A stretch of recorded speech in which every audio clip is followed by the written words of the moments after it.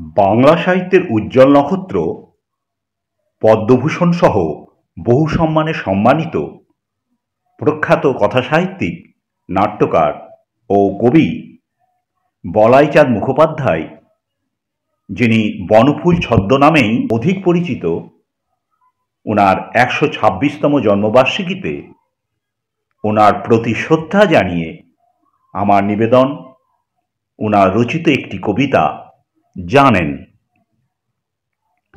জানেন আমরা সিংহ ছিলাম মধ্য এশিয়া দেশে, যদিও এখন আদারে পাদারে ঘুরিতেছি এই বেশে। চক্ষে মোদের থাকিত আগুন, মাথায় কেশর তাজ, নখরে জ্বলিত ছোড়ার দীপ্তি, কণ্ঠে বাজিত বাজ। লম্ফে লম্ফে হতাম আমরা গিরি মরুভূমি পার, থাবার আঘাতে মেরেছি কতই হাতি ঘোড়া গন্ডার।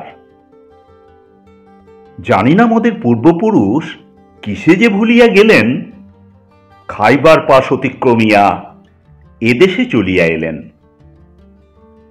বহু শতাব্দী এই পোড়া দেশে বাস করিবার পর এই দশা হাই হয়েছে মোদের, কণ্ঠে ফোটে না স্বর।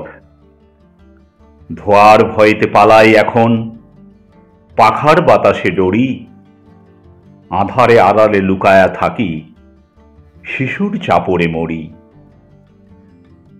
এই দুর্দশা হয়েছে জানেন জল বাতাসের গুণে।